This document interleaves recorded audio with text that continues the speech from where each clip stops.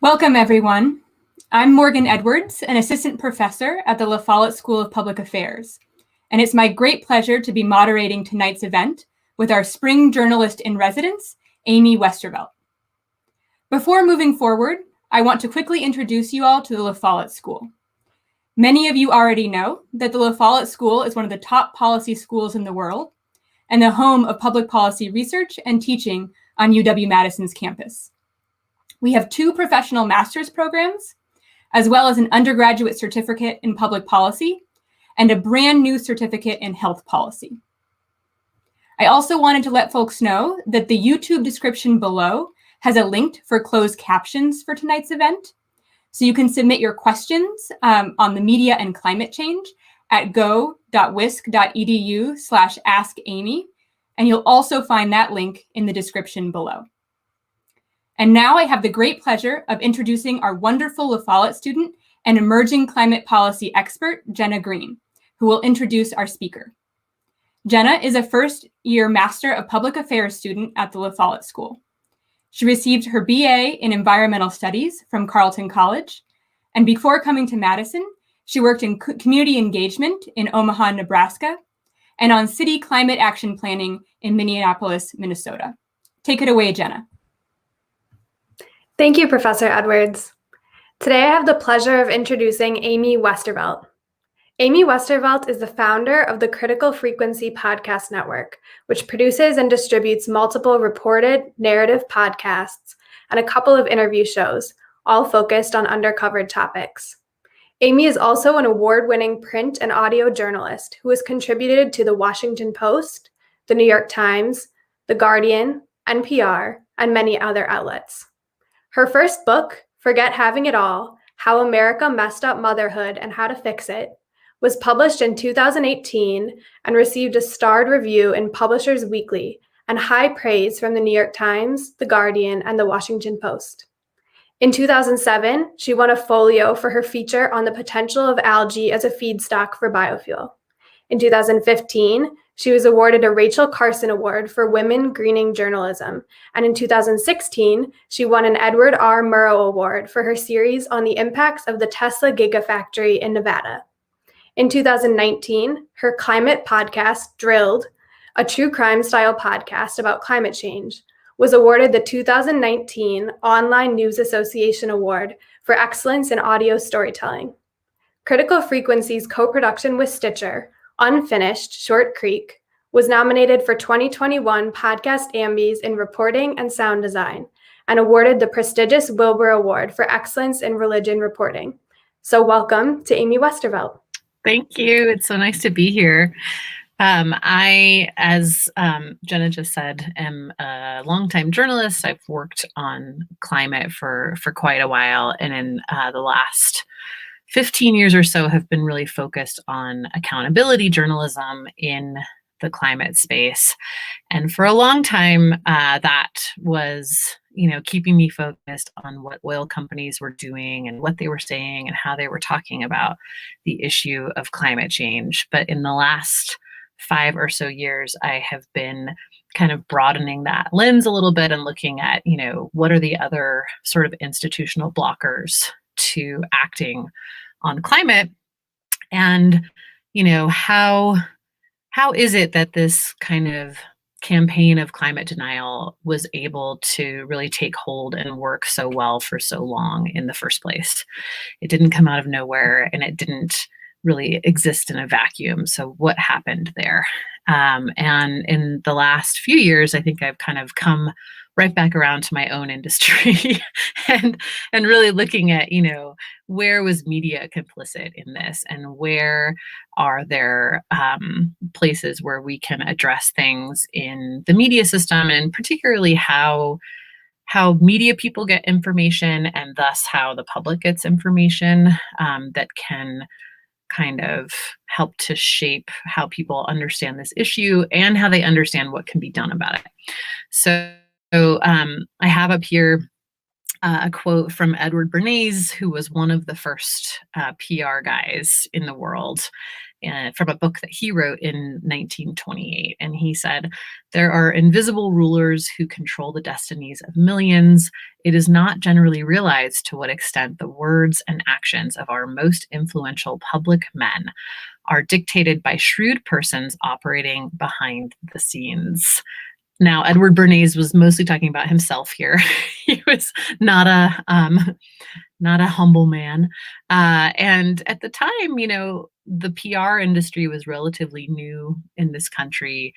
It was, Bernays sort of positioned himself as the father of public relations. There were a couple of people operating in this space before him, including a guy named Ivy Lee, who was kind of a mentor to Bernays.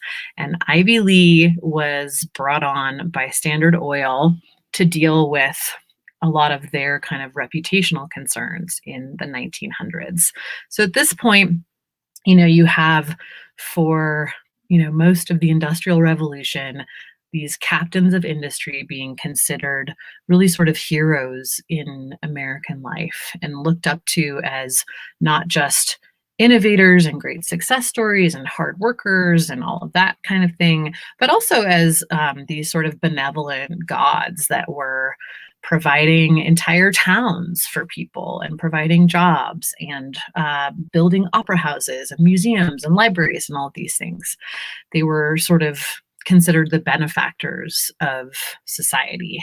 And then at the turn of the century, you started to get a little bit of skepticism around that. You had journalists who were starting to point out that, the labor practices of these companies weren't so great, that the living conditions in some of these companies' towns weren't so great, that maybe relying on your boss for where you live is not the safest kind of situation for workers to be in. So you had this sort of series of questions being asked about how the business community had been set up in the US and how they were operating and whether there needed to be more limits placed on them. And the first kind of big challenge to that was Ida Tarbell writing about Standard Oil in the late 1800s, early 1900s, which actually led to the breakup of the Standard Oil Trust, because she went out and she talked to tons of people and she got people that were working at the company to share information and documents and things like that, and wrote, I think it was 19 different features in a magazine about the sort of unfair business practices of Standard Oil. That led to a big court case, and the Standard Oil Trust was broken up into many of the same companies we see today. Exxon was a former Standard Oil company, Chevron, all of that. So then you started to see an increase in labor strikes. And that's when Standard Oil decided that they needed to bring in some PR. So in 1914 in Ludlow, Colorado, at a mine that was owned by Standard Oil, there had been a long-running strike. The laborers there were asking for fair wages, and they were also asking to actually have their wages separated from their living situation. So they were living in this company town, and they didn't like that the town was entirely controlled by the Rockefellers, who owned Standard Oil. And they set up a sort of protest camp and were there for several weeks. And the Rockefellers sent in private security teams to break up this protest. And somehow those private security teams wound up killing several protesters, including women and children. It was, kind of on the heels of Standard Oil already starting to lose some of its luster thanks to these antitrust issues. And now all of a sudden here they are murdering women and children. So they decided, okay, we need to do something about this. What do we do? And this is right at the time that the public relations industry was really starting to emerge in the US as well. So they brought in a guy named Ivy Lee. He's kind of over here at his desk. And Ivy Lee trotted out a whole story about how the protesters had been actually hired by the union to make the company look bad. So sort of the first known example of the crisis actors myth on record, and it was 1914. So I like this story because I feel like it shows people how long some of these techniques that we think are new and that we think are the result of, the digital transformation or social media or, politicized TV news or all these things are actually quite old techniques. And that part of the reason that they work so well today is that they've been around for 100 years or more, and they've been kind of honed and refined for a very long time. Like I said before, Bernays kind of came after Ivy Lee. His big claim to fame initially was that he is Sigmund Freud's nephew. So he introduced a lot of Freud's psychoanalytic theory to the mix here, and he's kind of best known for breaking the taboo around women smoking. So he was hired by the American Tobacco Company to increase sales, and his first kind of step in trying to figure out how to do that was to go talk to a psychoanalyst and really talk through, what is it about smoking that's appealing to people, and, what drives that behavior. And of course, he came back around to phalluses. And so he had this idea of, well, women are starting to ask for more rights. And according to Freud's theories, women have penis envy. So let's make cigarettes their pathway to power. And he staged a fake protest. He got a few women that he knew to smoke and march up and down the street in New York and say that these cigarettes were freedom torches and that women should be liberated and free to smoke.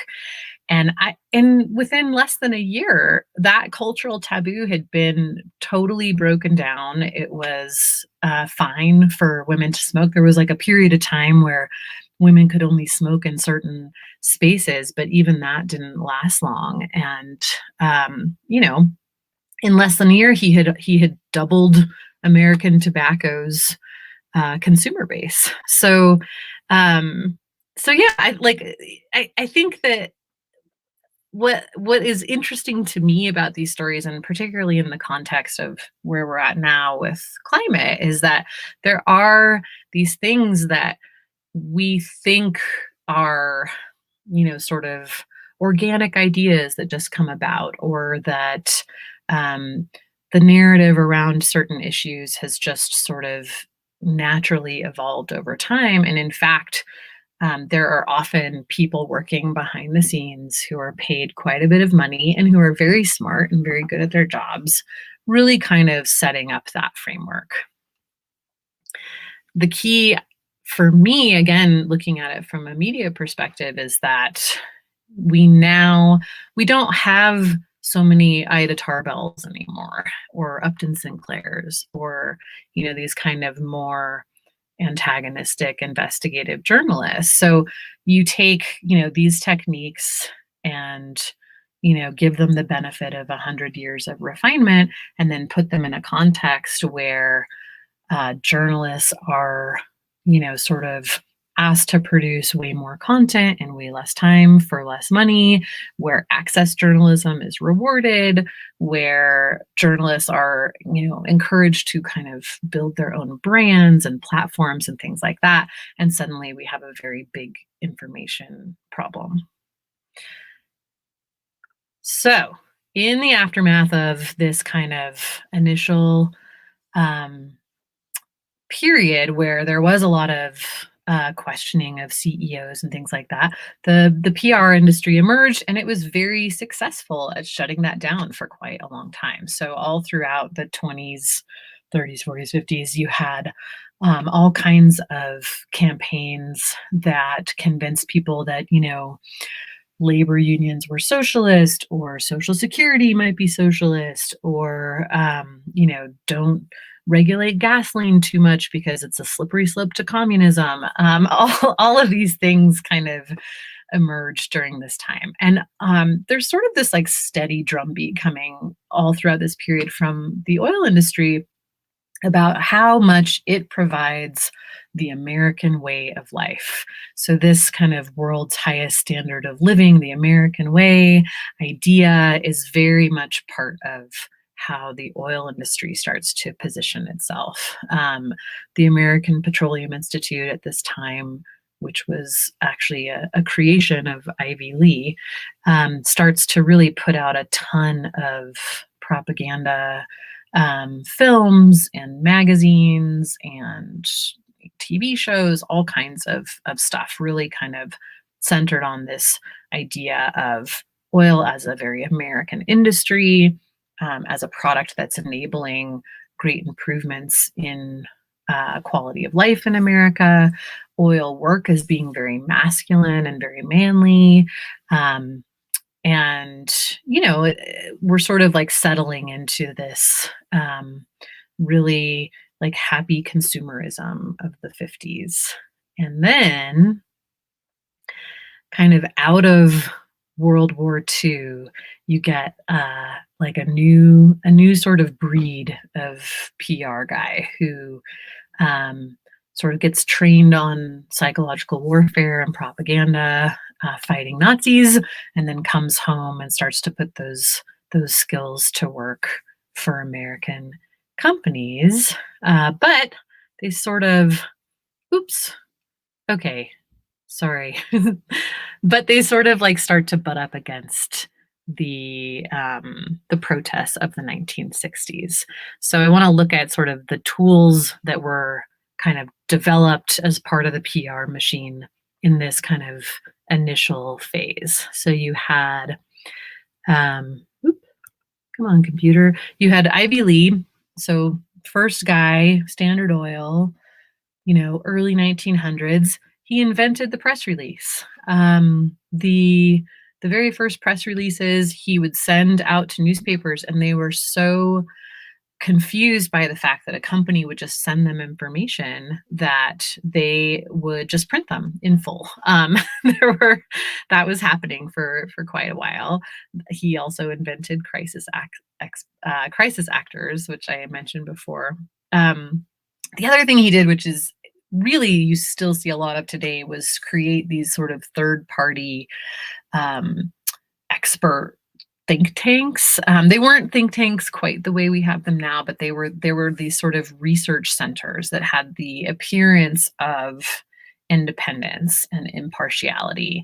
And one of the best examples of that is the Bureau of Railroad Economics, which was created by Ivy Lee and on behalf of his railroad clients. And anytime there was a news story about a proposed tax on the railroads, almost all the experts getting cited were from the Bureau of Railroad Economics. So yeah, he really had this whole theory of, if businesses are transparent, instead of trying to hide everything from these journalists who were starting to ask all these questions, if we just tell people what our story is, it will be believed. And he has a relatively famous quote about sort of facts and reality, where he said, what are facts but my interpretation of the truth? So kind of the original Kellyanne Conway, Ivy Lee. Then we had Edward Bernays. So Bernays really pioneered what we call astroturfing today. So these kind of fake grassroots groups, fake protests, really sort of like fake cultural trends that were entirely manufactured but seemed like something that was just bubbling up from the masses. He applied psychoanalytic theory to his work, and he really started to just circumvent the press altogether. And this is where we start to see really this kind of systemic information problem in terms of kind of how the press is getting information. So you start to see Ivy Lee sending people press releases, and then you have Edward Bernays really creating fake news events, which at the time, journalists were sort of caught flat-footed by this. It was not something that had been done before. The idea that a protest would be entirely staged was not something that like would occur to a journalist working at that point in history. Okay, so then we get to phase two. The 60s, we have journalists and activists pushing back again, taking control of the story, kind of wrestling the narrative away from business interests and saying, no, we need seatbelts in cars, and we need regulation of toxic chemicals, and we want more transparency in our government. We want to know what they're doing, all of those kinds of things. And you need sort of a new kind of batch of PR guys to deal with that problem. So you have the book Silent Spring coming out in 1965. Unsafe at Any Speed was slightly after that, I think maybe 67, 68. These were huge exposés of sort of how much business was willing to put the public at risk to make profits. And there was a big backlash to it. The reaction to Rachel Carson's book really kind of spurred the modern environmental movement. Almost all of the modern environmental laws in this country were passed between 65 and 72. The EPA gets created in 1970 to enforce all of these laws. Ralph Nader kicks off this whole kind of consumer responsibility thing, and really starts to pose some tough questions to business about how they're profiting from the people and whether the people are getting a good bargain out of this.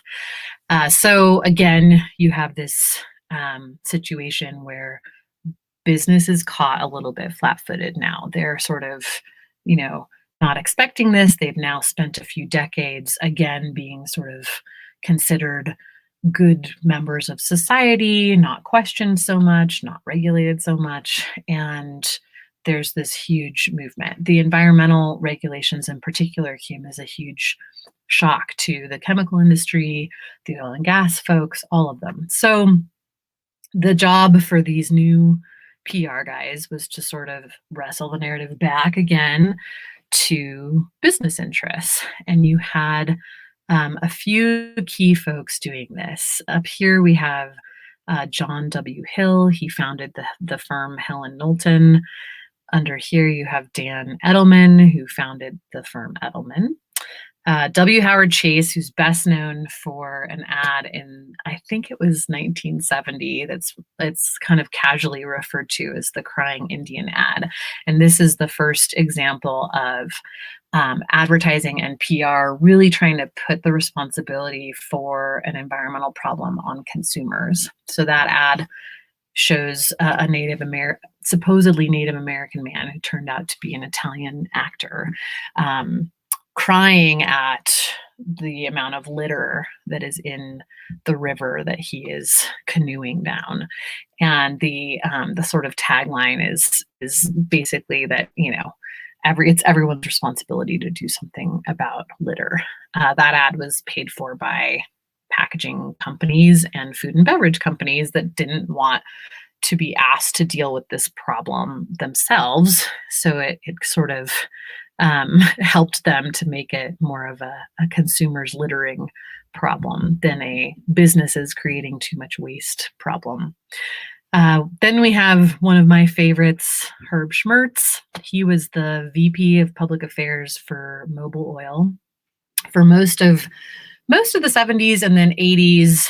He left in 89. And Herb Schmertz we're going to get into a little bit more because he really kind of changed the game for PR folks, as did this other gentleman, E. Bruce Harrison, who has kind of like his sort of real brilliance was to bring multiple industries and multiple companies together to fight regulations that like none of them wanted. So that instead of it being, Exxon fighting against environmental regulation, it was the Global Climate Coalition, which included automakers and manufacturing and car companies and oil companies and gas companies and all kinds of folks who all sort of wanted the same kinds of things.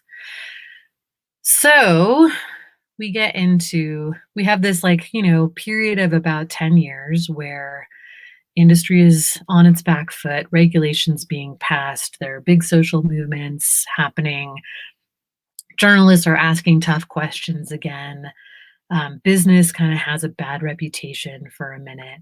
And then we get into the 70s, 80s, and 90s, and we have just kind of an onslaught of very pro-business media, but also a lot of big changes in how media works. So I have this example over here of one of the many, many advertorials that Mobil placed with the New York Times during this time. This was one of Herb Schmertz's big successes.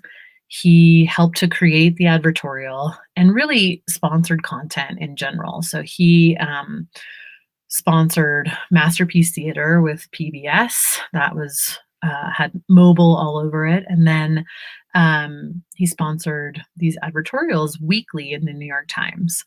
And part of Schmertz's genius was that he didn't just come up with these media strategies. He also really kind of pushed for structural changes behind the scenes that would allow companies to have more influence and control over the narrative. So he got Mobil to help support some key litigation during the time that gave businesses more First Amendment rights. These were kind of the cases that really set the stage for Citizens United.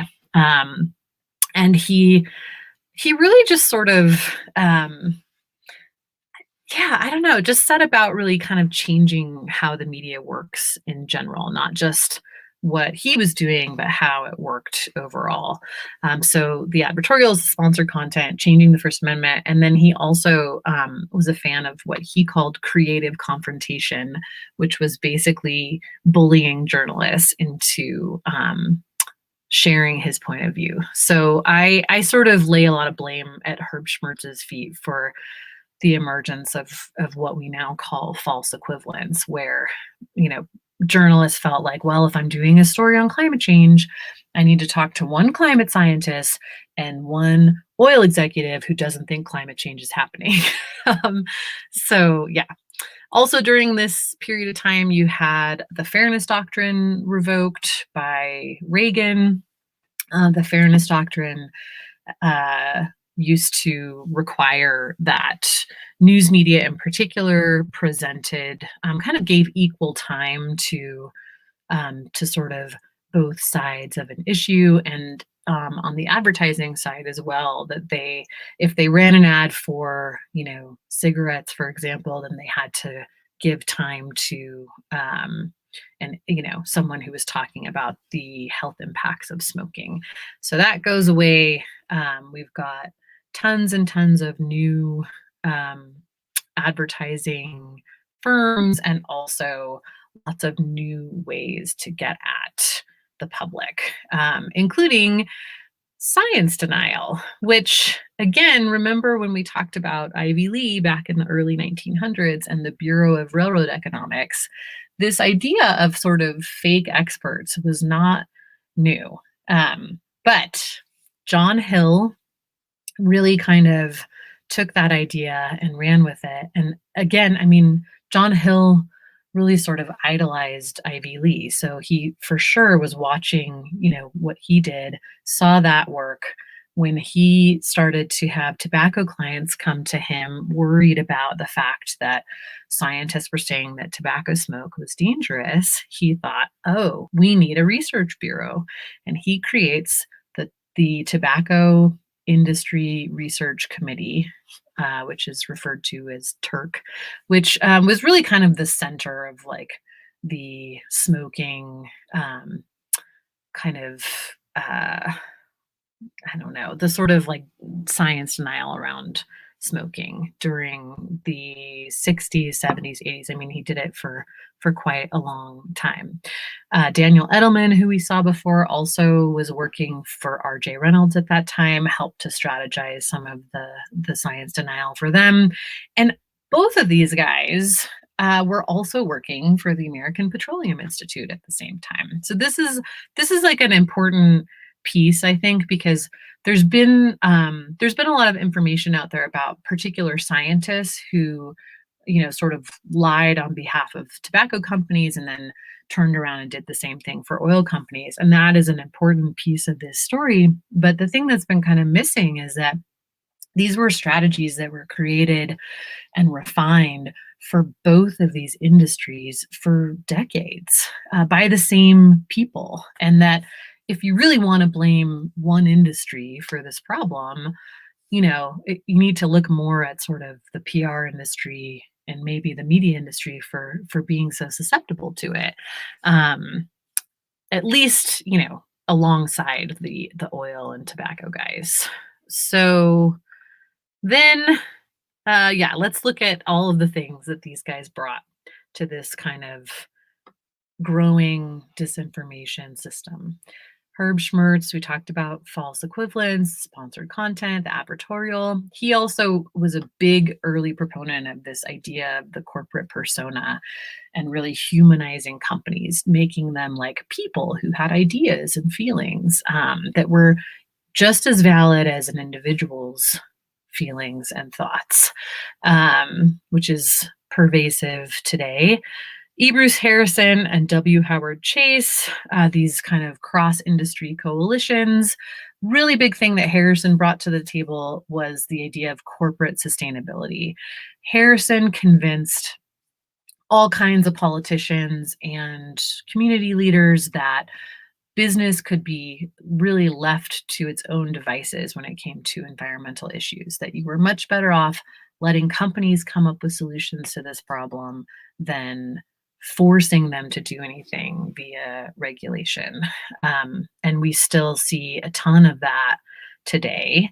And then this kind of individualism thing, this idea of taking a systemic problem and shifting the blame for it away from the companies that benefit from that problem and towards individual consumers and their role in that problem, which of course we see all over climate today.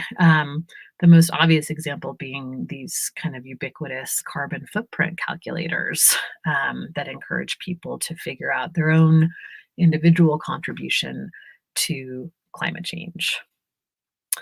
Daniel Edelman and John Hill also brought a lot to the table. Science denial, like we mentioned. Edelman invented the press tour and celebrity endorsements. That was him. Also litigation PRs. So this idea that if you are embroiled in a civil lawsuit of any kind, and criminal as well now, that you can make your case in the press and that can have some influence over how things go in the courtroom. And also bribing journalists. So this is a thing both of these guys did. John Hill had a columnist on the payroll for Hill and Knowlton who wrote, anti-union pieces for a long time, anti-New Deal pieces, anti-Social Security. He wrote for The Atlantic for a period of time. He was on the radio all the time, and he was being paid by John Hill. Edelman, we've heard some, behind the scenes stories about trying to pay off journalists at several big papers. So I hope it's not happening today, but who knows? Okay, phase 3. I'm going to wrap it up soon. We're in it now. I really think that after these decades of climate denial and pro-industry propaganda and all of that we in the last few years have hit another one of these kind of reckoning periods. You have the youth climate movement, you have a lot of investigative journalism revealing what these companies have been up to, and I think you have really kind of the public interest and political will to do something about the issue of climate change, which means that it's that much more important to do something about this massive two-headed octopus that has been created over the last century. We don't have another 30 years to lose on climate. We cannot afford to let all of these tactics continue to work the way they have. And I think the only way to sort of deal with it is to reform the media system, to inform the public about the fact that all of these techniques are quite common and sort of show people how they're used to manipulate things.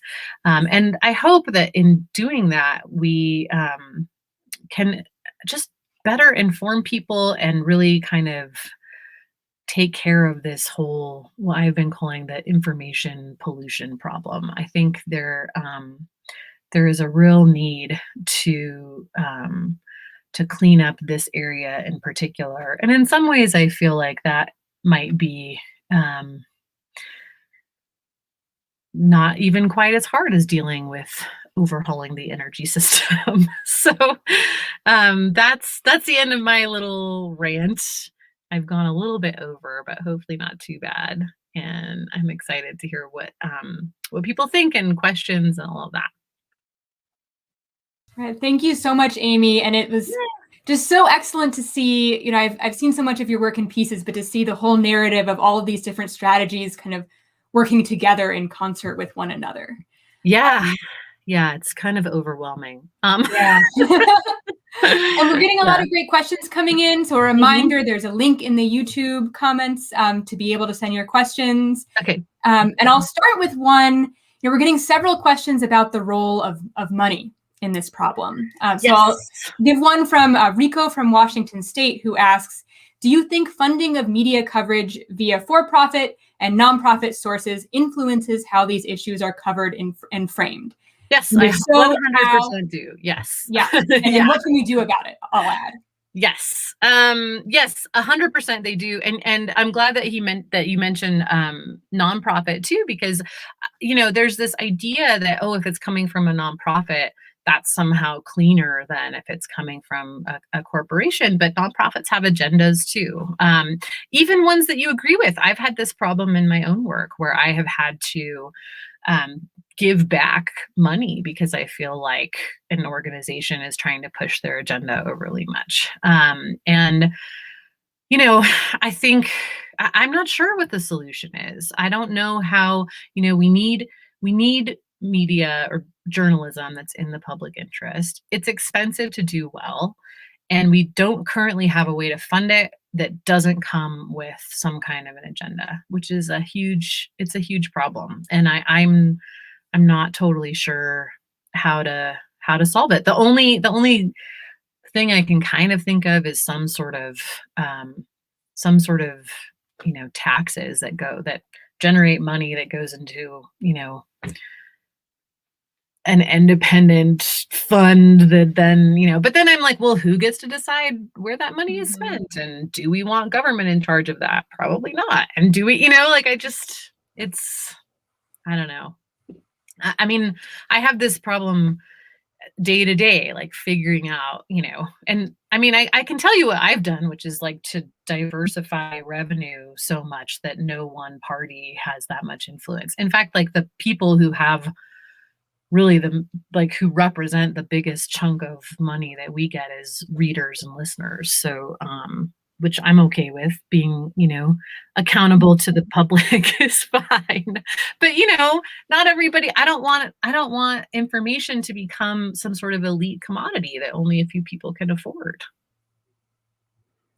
Yeah, we have a question kind of piggybacking on that one specific potential solution. Would you support reestablishing the fairness doctrine? Yes, 100%. Yes. Yes, I would. I think that I have often seen this become like a very partisan debate, and I've seen conservatives be like, "Oh, Democrats give too much weight to the fairness doctrine, and it never really did anything," and blah blah blah.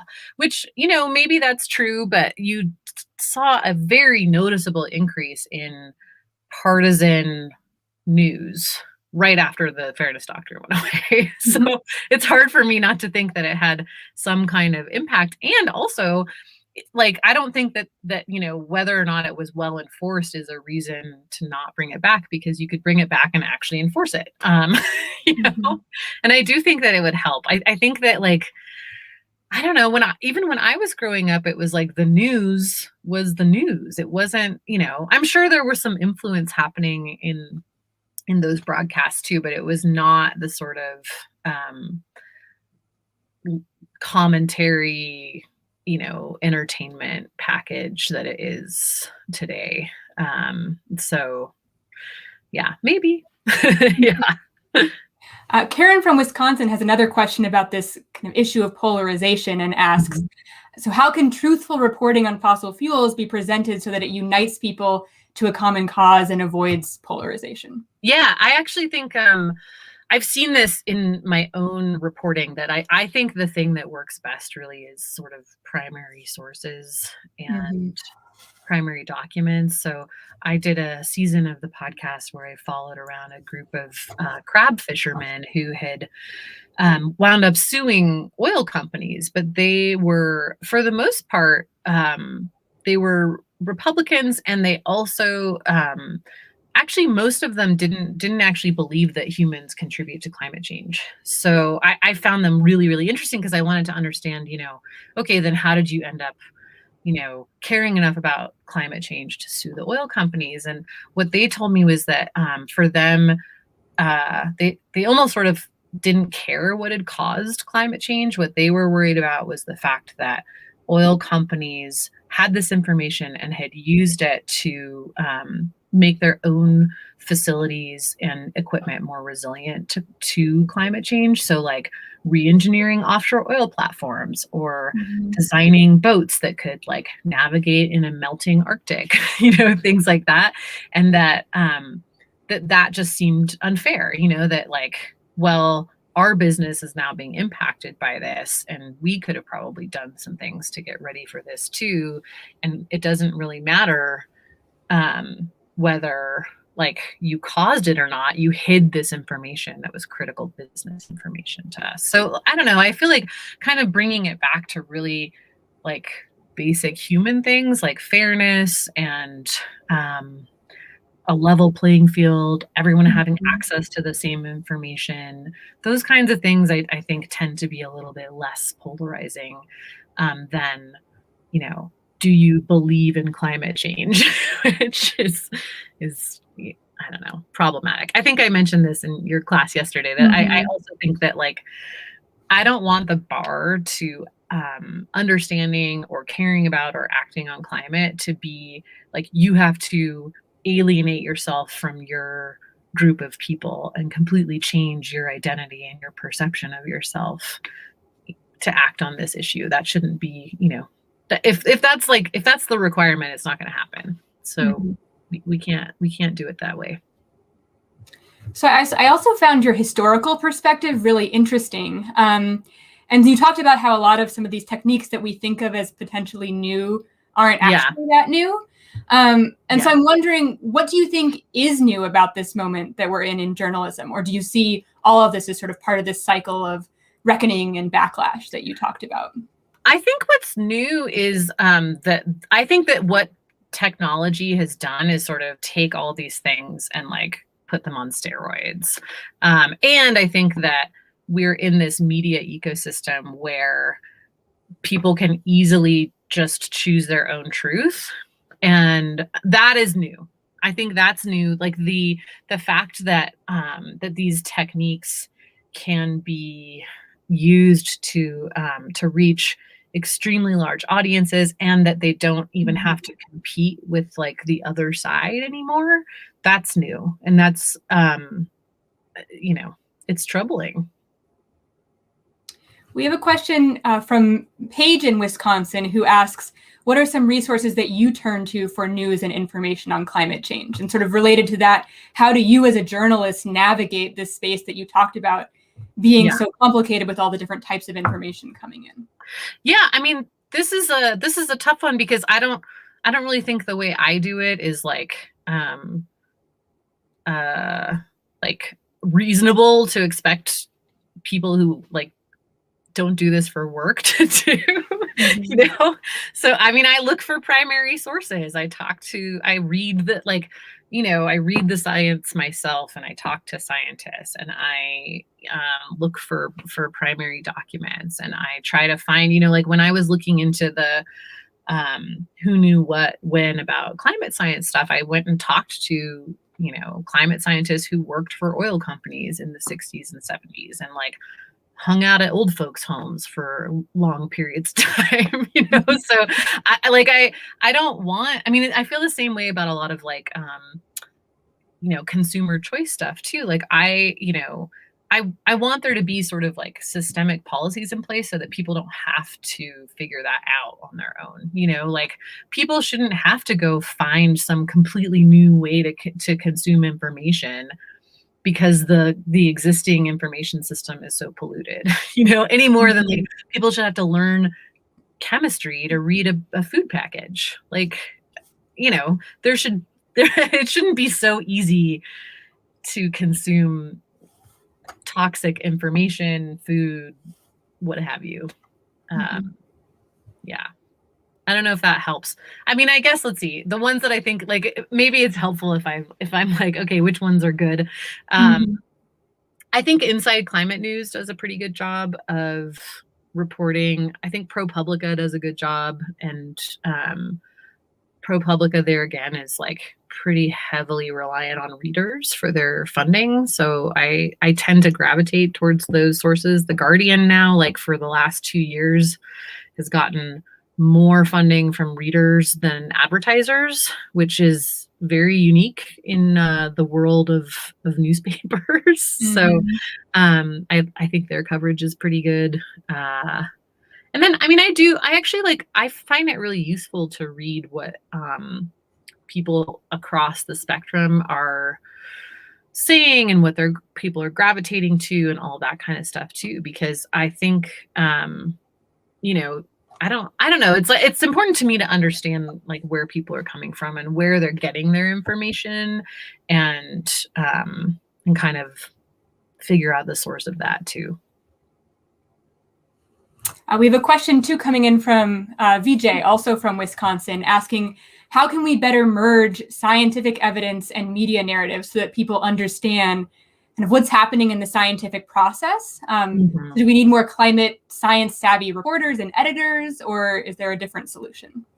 I think editors, yes. Most of the journalists I know working on this are pretty pretty up on the science, and also like are science reporters. Like they know how to read a scientific study. They know, that the language of science kind of lends itself to this idea of uncertainty that can be easily weaponized if it's not well understood, all of that kind of stuff. But editors are another story. And I think, there's quite a bit of, editors trimming things out because they think it makes things too complicated, or we're cutting out, I don't know, like I've had this experience, and I know it's something that I hear people kind of complain about a lot of having to explain the science to your editor first, and then it being pretty common that they will introduce, an error, either an actual inaccuracy or just like a sort of framing that's not quite right. So I would like to see more kind of climate savvy editors for sure.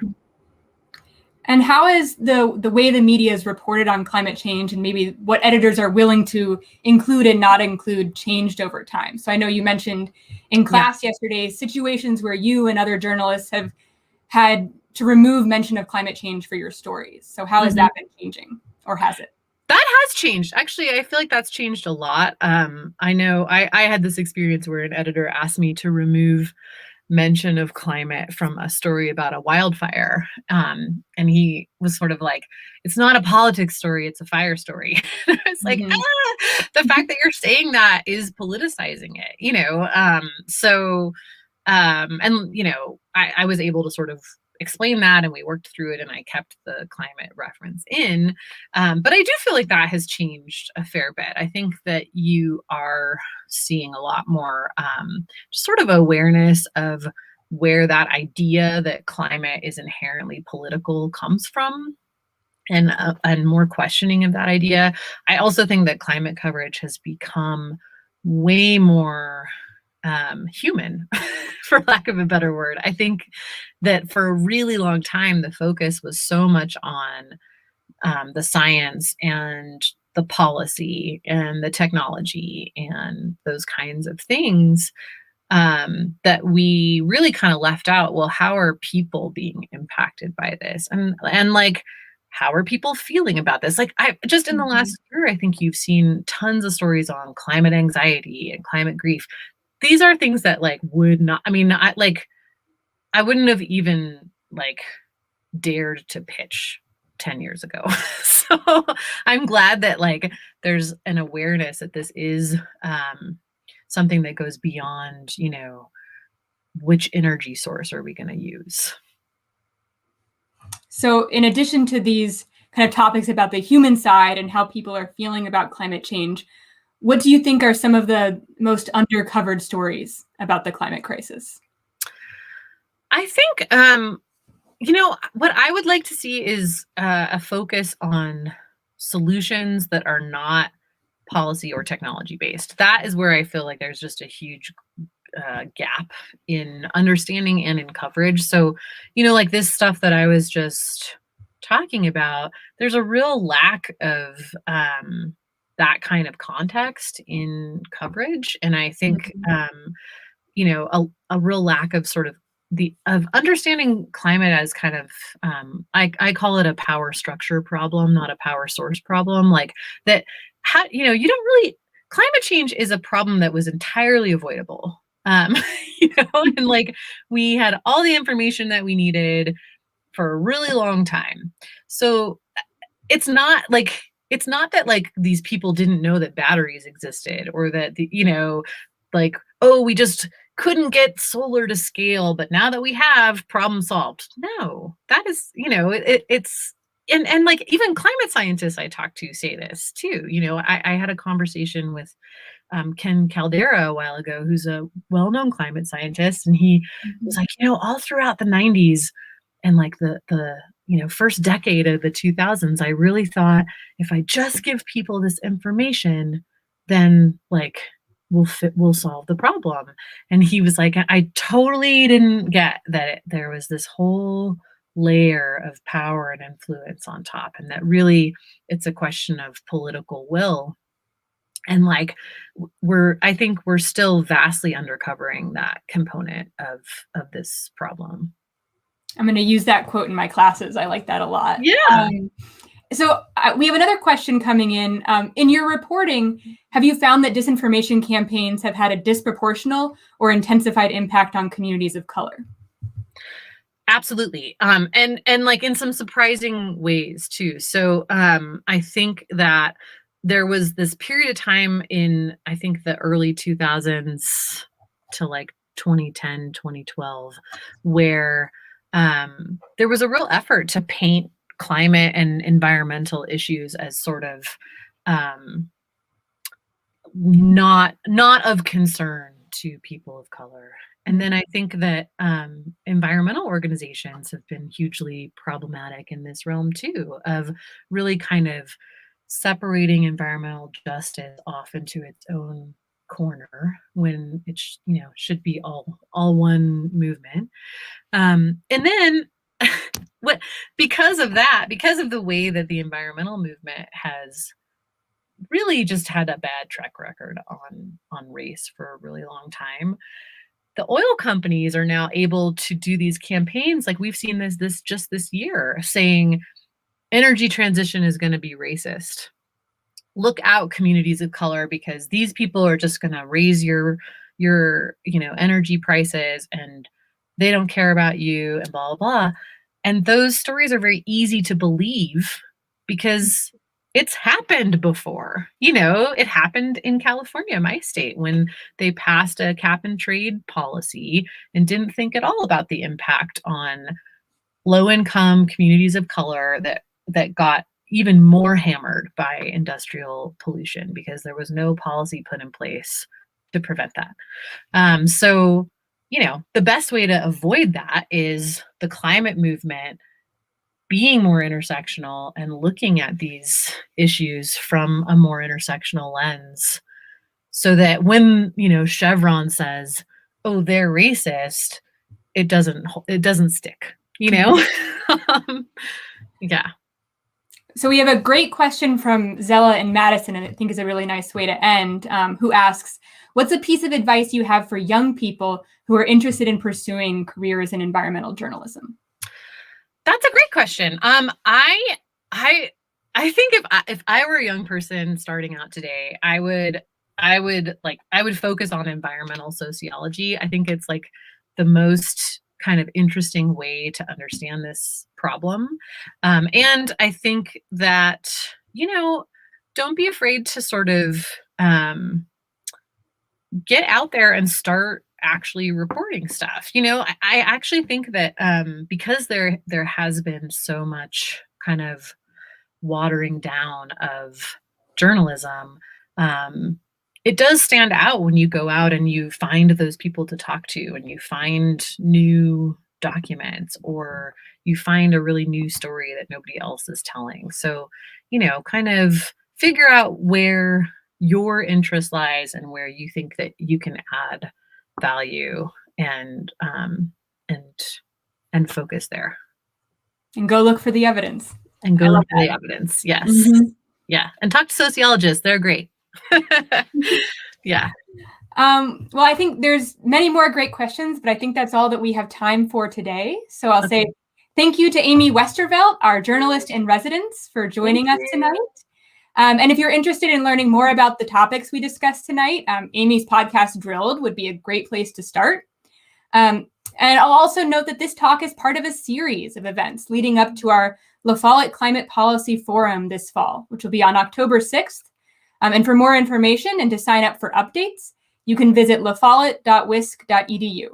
So thank you again to Amy and our audience for all your great questions, and have a great evening. Thank you.